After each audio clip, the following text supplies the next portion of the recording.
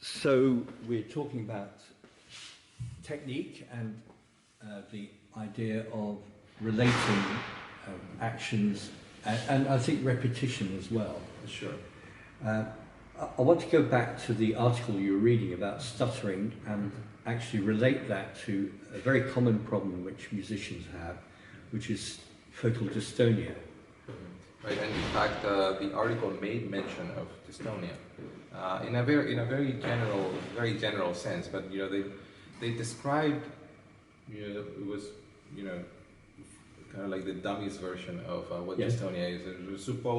Think of dystonia as a problem with a computer that's getting excessive data overload, and therefore it will crash. And it's for in a very basic sense, for someone who's never experienced dystonia, it's an apt way of understanding roughly what it is. Yeah. You're receiving information that is so particular, and it's happening so quickly that at some point your brain has to shut off and say, we can't handle more information, so just locks. Yes. You can no longer. That's what it feels like. And so and they mentioned how the basic therapy was to rewire the brain, right?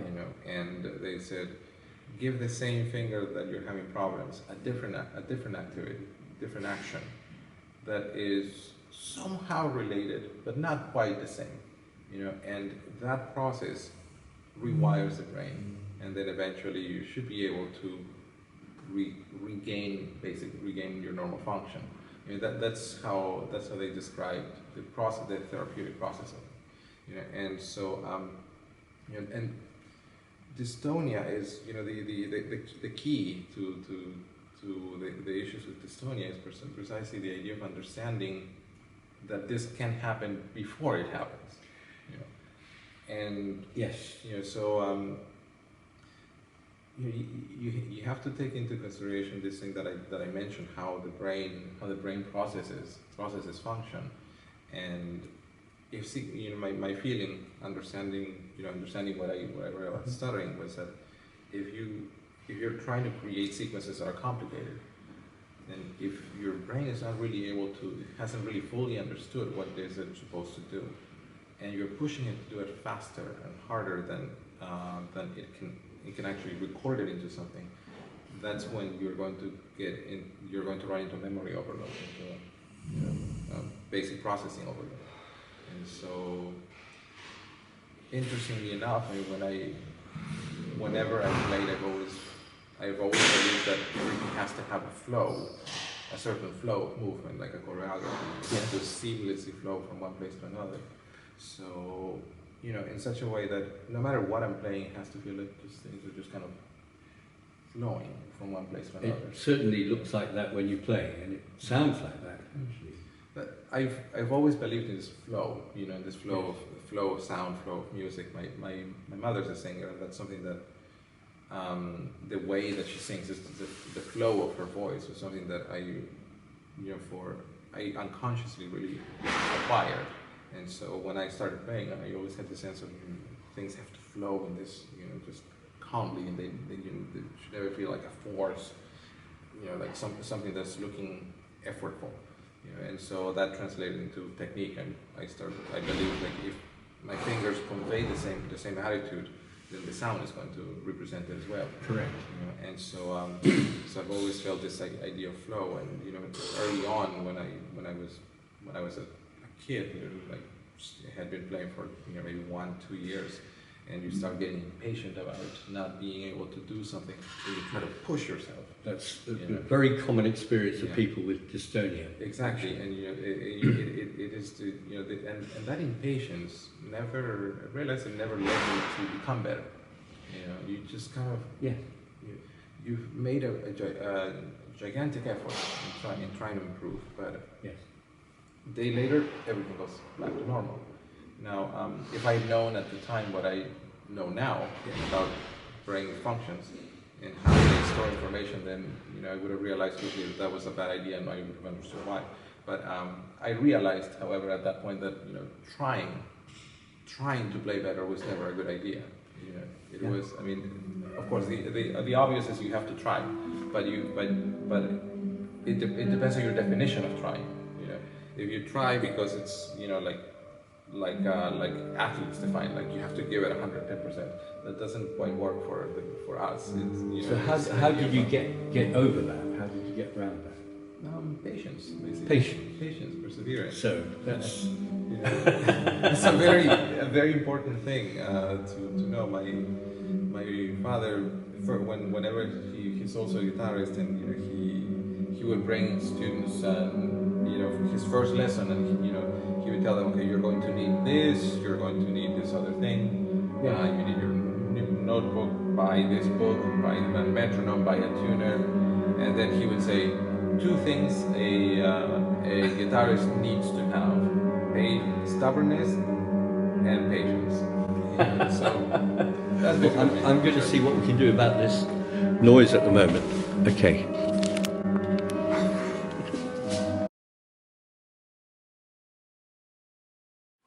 Okay, so here we are back again. We've got away from the guitar noise, and Jorge has been talking about dystonia a little bit, about I suppose the brain jamming up in a way. Right. Yeah. And you know, we were talking about this issue of patience and understanding things. But it just occurred to me a couple of things, because we were mentioning, well, we're basically made of the same thing. You know, we have the same brain. We have we have 5 fingers in each of our hands, unless we were polydactyl. You know, but how is it? And I tell my students this as well. I say, you know, look, the difference between a good player and someone who's not such a good player is they're looking at the same piece of music, and I show them the piece right here. This is a piece of music.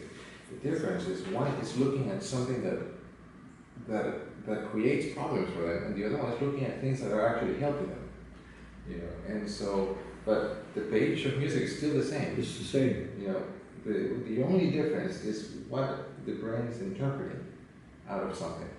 And some people look at the difficulties, and they don't look at the friends that you can have.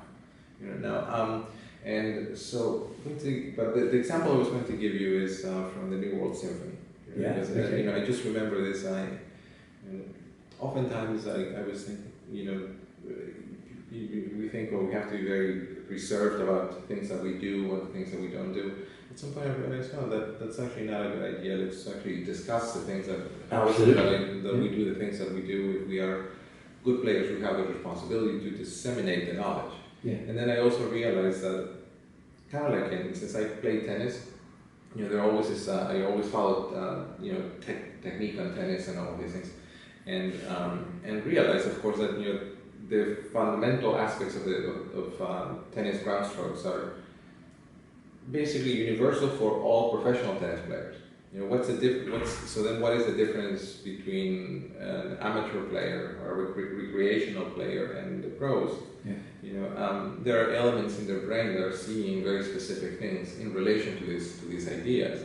You know, but so I understood that no matter how well you can say to somebody, you can have, like, say, Roger Federer or Rafael Nadal tell you, oh, this is how I produce my strokes. Doesn't mean you're going to be able to do it. You know, but they can explain it about as best as anyone could. And, yes. You know, and the information is there. Someone will, you know, understand it and try to make something and evolve from that, and that's our responsibility. You know, but someone about 8 years ago asked me, you know, that passage in the third movement of the New World Symphony, this is specifically it would start on measure 17. Just from periodicity, yeah. You know, to 8 measures of one, 8 measures of the other idea. You know, so you have a bass line, just a pedal and low E, and then you have the subject, and that's on the high, on the first string, and then there's this counterpoint that's running in 8th or so. That's right. Right, and so that is just a complicated, extremely complicated thing to do. You know, so someone asked me, how do you do it? Mm-hmm. And I thought about it for a moment, and I explained how I did it. And okay, so the first part you have to play only 2 notes. So you think, okay, it's 3-part counterpoint, but at that moment it's only 2 notes, playing an octave. Then you slide over 2 frets.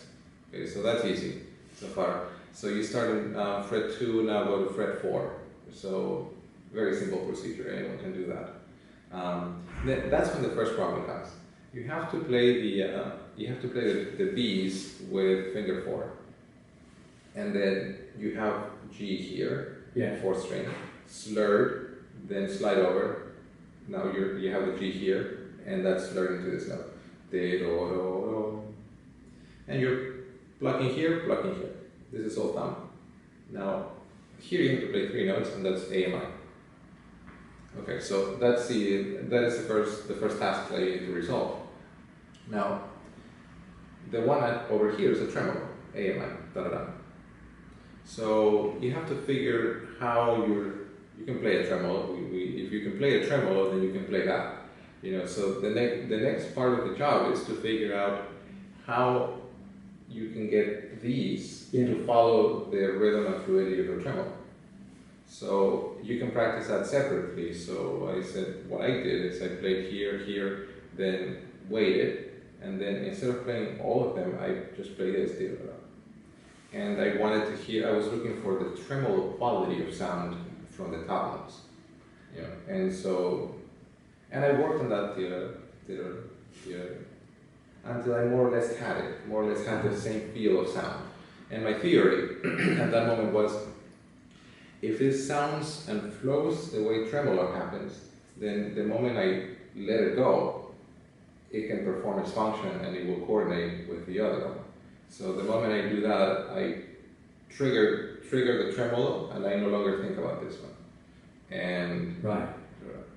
And so what happened is, after I figured this out, I tried it, and because the brain is not used to ignoring something so difficult immediately, it wouldn't do it. It would stop after one moment. You kind of go here, and then something tries to stop you.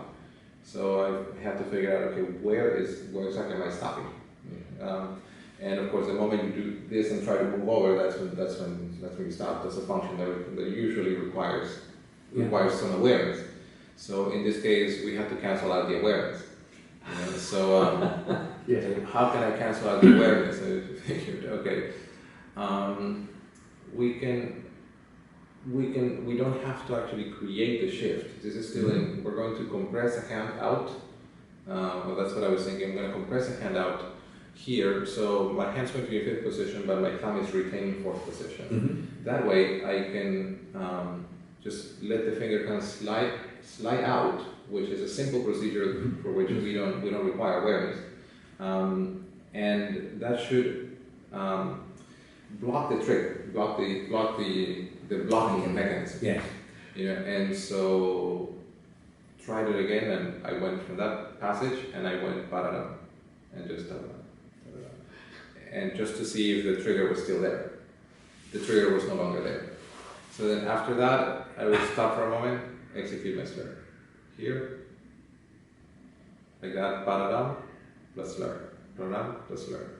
Now once I had that, then I had to add the slur to the sequence in my mind and see how that just flows immediately after. So da-da-da.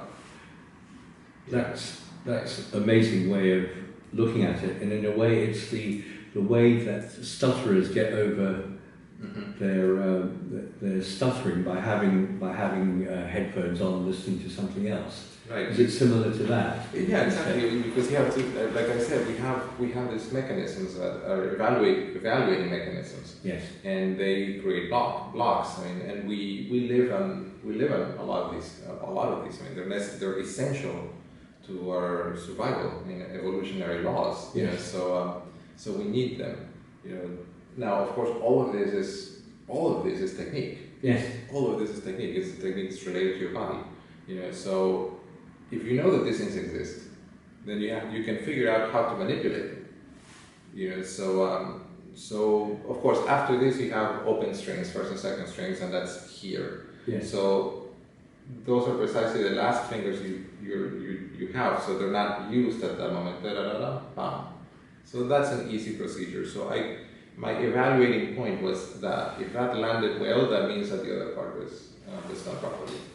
So after that you have slurs, simpler slurs. It becomes a little easier, but that opening, and here's this issue of cause and effect, a chain of events. So usually, if that is not executed properly, then I know for sure that the next measure is not going to work. It's going to take at least another 2 measures to recover from bad execution on that one. So that's a really interesting example, and the only reason why that would not work is 2 reasons probably. The slide was not done properly. If I got too lazy on the slide, then I'm not properly set for the next note, and if I'm not properly set for it, then I cannot release a mechanism, a trigger, the sequence.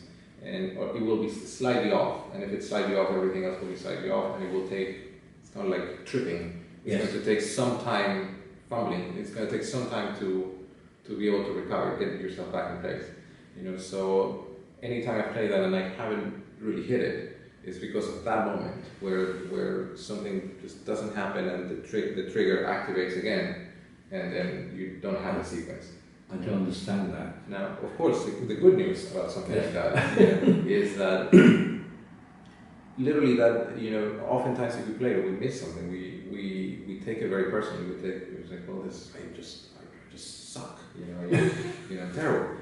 But the way I look at it is, okay, that's simply bad execution at that specific moment in time with a very specific item that I need. And so that means that next time I have to make sure I don't have to think about the other parts. I have to think about that specifically. And if I do that, then I can get